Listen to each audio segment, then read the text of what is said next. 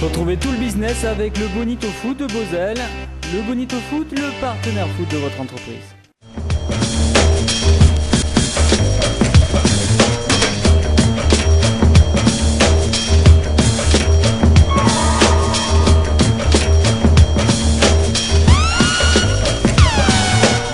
Bonjour et bienvenue à tous dans ce nouveau Tool Business. Aujourd'hui, je suis avec Jean-Michel Verne, président du directoire de l'aéroport Toulouse-Blagnac. Bonjour. Bonjour. Alors, aujourd'hui, la grosse actualité sur Toulouse et la région, c'était l'ouverture du Hall D. Est-ce que vous pouvez nous le présenter ? Alors oui, je pense que vous avez raison. Pour nous, la grosse actualité, alors je ne sais pas Toulouse et la région, mais en tout cas l'aéroport pour 2010, c'est l'ouverture du Hall D. Alors pourquoi c'est un gros sujet parce que d'abord le hall est assez vaste, 40 000 mètres carrés. On exploite aujourd'hui 60 000 mètres carrés, donc ça fait une extension plus que significative. Presque le double. Oui, presque le double. Donc disons entre un tiers et entre un tiers et la moitié de ce qui existe, donc c'est très fort.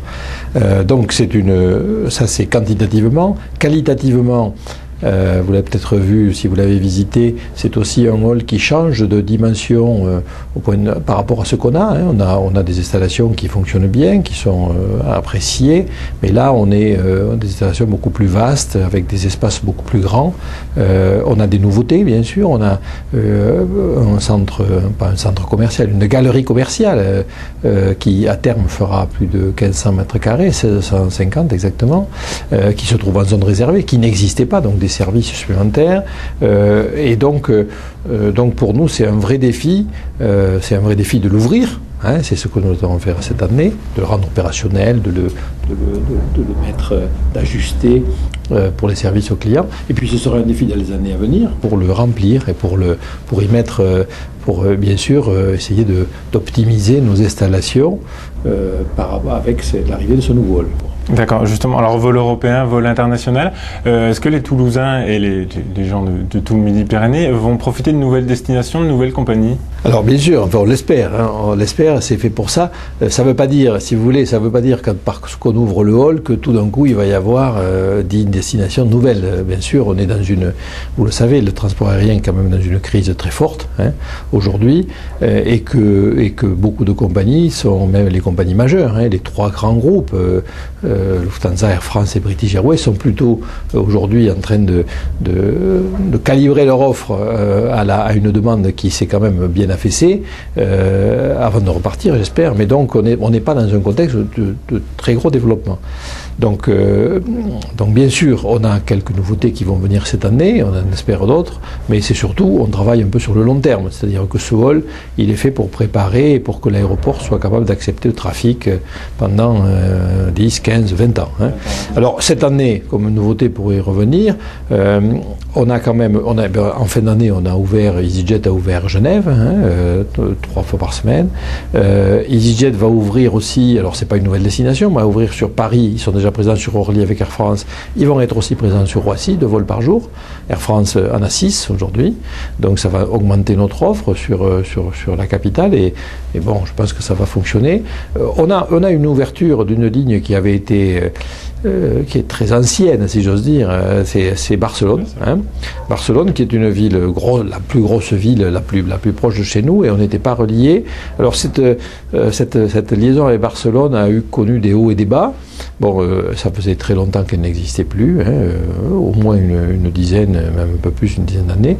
Donc là, elle repart avec Air Nostrum, une filiale d'Iberia, et aussi c'est un challenge parce que il faut le faire fonctionner. Barcelone est quand même relativement proche en voiture, donc il faut que ça fonctionne bien pour que les passagers, les hommes d'affaires en particulier, puisque ça leur est un peu destiné, prennent cette ligne. Et puis Barcelone aussi, c'est aussi une porte de sortie, puisqu'il y a Barcelone, il y a beaucoup de vols internationaux. Barcelone, c'est un gros aéroport qui vient d'être refait, qui est tout neuf aussi, qui vient d'ouvrir l'année dernière, qui est calibré à une 30aine de millions de passagers, donc bien sûr qu'il n'y a pas d'autre dimension et qu'il y a beaucoup plus de destinations. D'accord. Justement, pérenniser ces vols, en parlant de pérennisation, pour l'aéroport. Vous avez déjà des objectifs de fréquentation? Comment ça s'est... Oui, bien sûr. Alors, on a en particulier, nous, on a signé avec l'État l'année dernière, et on était le premier aéroport français à le signer, un contrat d'objectif, un contrat de régulation économique qui planifiait la croissance sur les 5 prochaines années, 2009-2013. Alors, ADP en avait fait un avant nous, donc nous, on a signé ça en mars de l'année dernière. Alors bien sûr, la première chose quand on est dans le transport aérien, c'est-à-dire on fait des prévisions pour savoir quelle capacité il faut qu'on ait, quel chiffre d'affaires, etc. Bon, je ne vous cache pas que les prévisions, même si on les avait revues à la baisse en début d'année dernière, compte tenu de la crise, les prévisions étaient plus fortes que les résultats de l'année dernière. En 2009, on avait prévu 1,7% de croissance, on a eu finalement une légère baisse de 1,1%, donc ça fait un écart de 2,8%. On avait prévu sur les 5 ans à peu près, sur les 5 ans du plan, une croissance moyenne de 3%, et compte tenu aujourd'hui de ce qu'on connaît, 2009, 2010, qui va pas être une reprise violente, qui va être certainement une stagnation et on espère une légère augmentation, on a plutôt une tendance, une croissance moyenne sur ces 5 ans de l'ordre de 2%. Pour finir, si vous voulez, fin 2013, à un peu plus de 7 millions de passagers, c'est l'objectif que l'on a. Après, on espère aussi que la croissance se poursuivra. Le transport aérien croît mondialement sur des taux qui sont proches de 5%, en Europe peut-être un petit peu inférieur. Donc on espère, on table sur un trafic qui soit à peu près de 8 millions de passagers à l'horizon 2020. D'accord. Le nombre de passagers, justement, avant le All Day et après, c'est quoi le changement mais le nombre de passagers, il n'a pas bougé parce qu'on a ouvert le All Day. Les passagers sont les mêmes. La capacité. Au niveau de la capacité, effectivement, on avait des installations. Alors la capacité, c'est un calcul. C'est une capacité théorique. On divise en clair des surfaces par une surface moyenne pour dire à peu près ça fait tant de passagers, compte tenu des installations que l'on a, l'enregistrement, le bagage, etc. Donc on avait une capacité qui était à peu près calibrée autour de 6 millions de passagers, c'est-à-dire qu'on était à la capacité du trafic. Et on le constatait puisqu'on avait des périodes de pointe où on avait des phénomènes de saturation sur certains de nos équipements. Bon, pas toute la journée, hein. Il y a des moments où l'aéroport est vide, mais bon, bien sûr, il faut calibrer, c'est toujours le problème. Voilà, puis les vendredis, le matin, le soir, etc. Donc ça, c'était à peu près 6 millions. Là, on va porter la capacité avec le bâtiment, quand il sera complètement équipé, à peu près, on a calculé 8,5 millions de passagers. Donc ça nous laisse de la marge, sachant qu'on peut, avec des aménagements que l'on pourra faire dans le futur, aller pratiquement jusqu'à une dizaine de millions de passagers, si le besoin s'en fait sentir dans les années futures. C'est-à-dire qu'on a vraiment construit pour, j'allais dire, au moins 20 ans devant nous. Hein. D'accord, alors 20 ans devant vous, ça a coûté combien justement pour réaliser ça et mis combien de temps? Alors, le hall, le bâtiment lui-même a coûté une centaine de millions d'euros.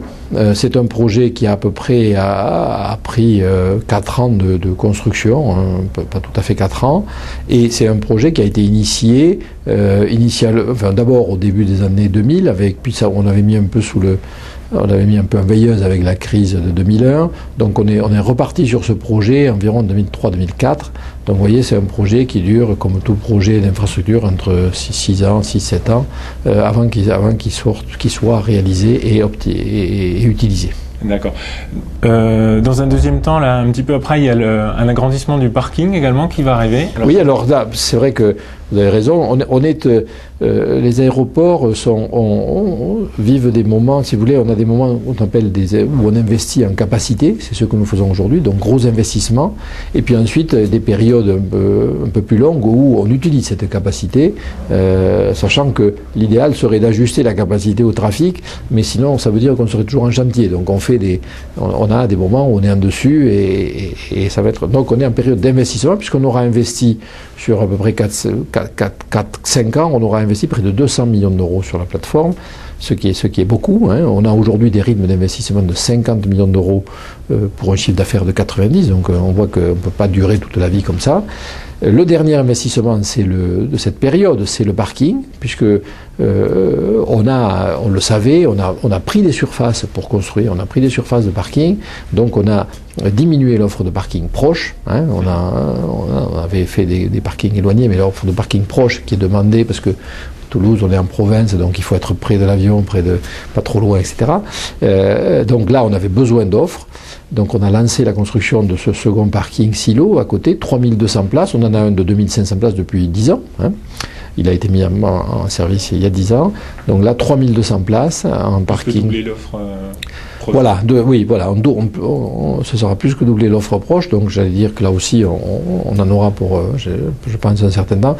Bon, c'était indispensable pour améliorer la qualité de service qui était pas bonne, qui n'est pas bonne aujourd'hui. On a des problèmes de parking. Les hommes d'affaires qui arrivent à 7 h du matin, ils ne trouvent pas de place proche, ils sont obligés d'aller loin, ils se mettent un peu plus tard, ils ne sont pas contents. Donc, et c'est normal.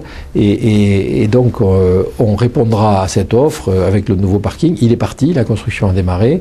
Bon, il faut le temps de le monter quand même. Il est en métal, ça va un peu plus vite, mais ça dure. Et voilà, l'ouverture, ce sera l'été 2011, c'est-à-dire qu'il faut que ce soit ouvert pour juin 2011, qui est une période assez chargée, puisqu'en plus il y aura le salon du Bourget. D'accord. On va revenir sur l'actualité, même si le All Day fait une grande partie de l'actualité, un peu plus annexe. Alors on parlait du parking tout de suite. Il va y avoir l'arrivée également du tramway peut-être. Vous pensez que ça va alléger aussi la demande en parking? Alors le tramway, a priori, ça a l'air plutôt, c'est pas tout à fait décidé, mais je pense que quand même il y a un consensus pour faire la ligne qui s'appellera Envol, là, qui se raccordera à la ligne E, qui va être mise en service en fin de cette année, là, fin 2010. Donc là, la décision, je crois, est quand même bien aménagée. On commence à travailler, nous, avec les TCO et donc les maîtres d'œuvre qui s'occupent de ça. L'objectif, c'est 2013. Je pense que c'est une nécessité que le tramway arrive à l'aéroport. Mais au-delà de l'aéroport, si vous voulez, ce tramway, il va desservir toute la zone d'emploi, toute la zone aéroportuaire, c'est-à-dire toute la zone Airbus et toute la zone où il y a, 20 000 emplois qui sont dans cette zone-là. Et, je pense qu'il faut autant retenir ça. Il y aura 20 000 emplois, ça fait 20 000 personnes qui se déplacent 2 fois par jour, 40 000 passages potentiels, et nous on a dans les jours de pointe une vingtaine de milliers de passagers. Donc vous voyez, c'est des choses, il ne faut pas dire, c'est pas que l'aéroport, c'est aussi toute la zone.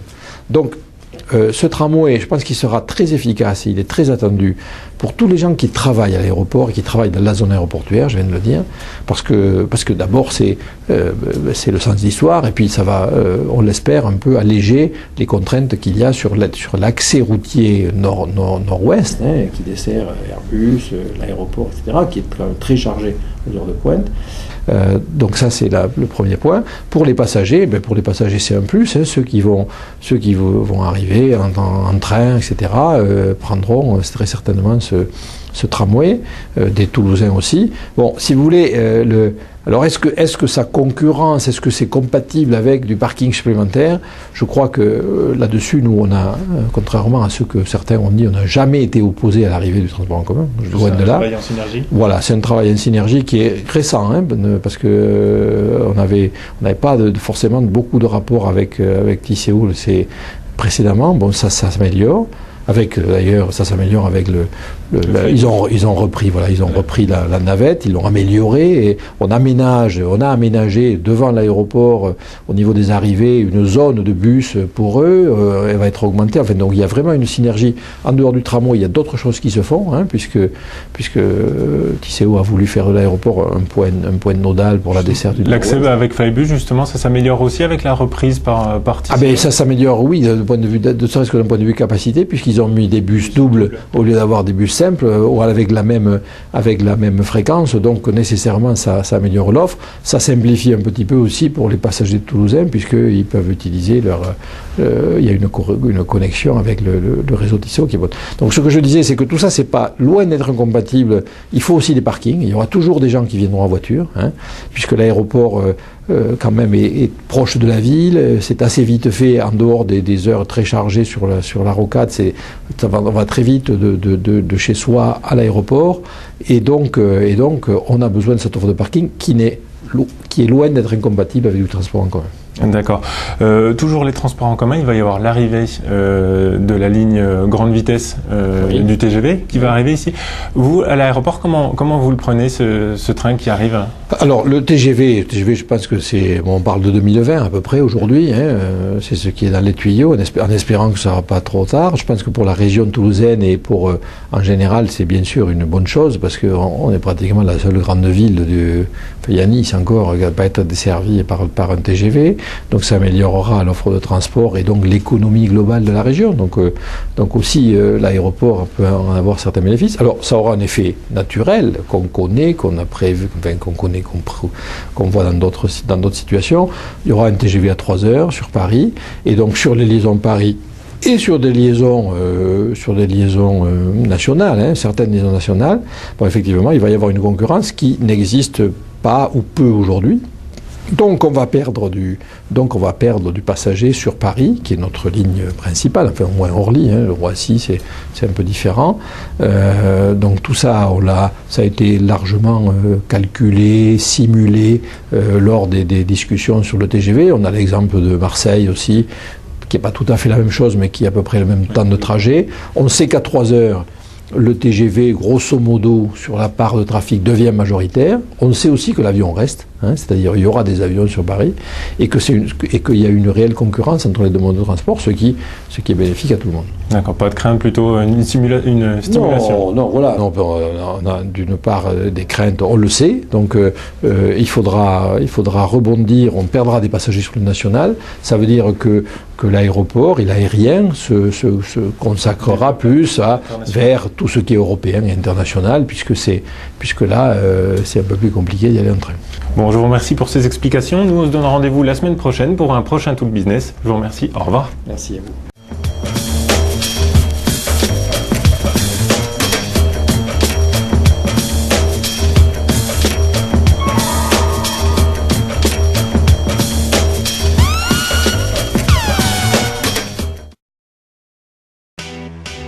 C'était Tout le Business avec le Bonito Foot de Bozell.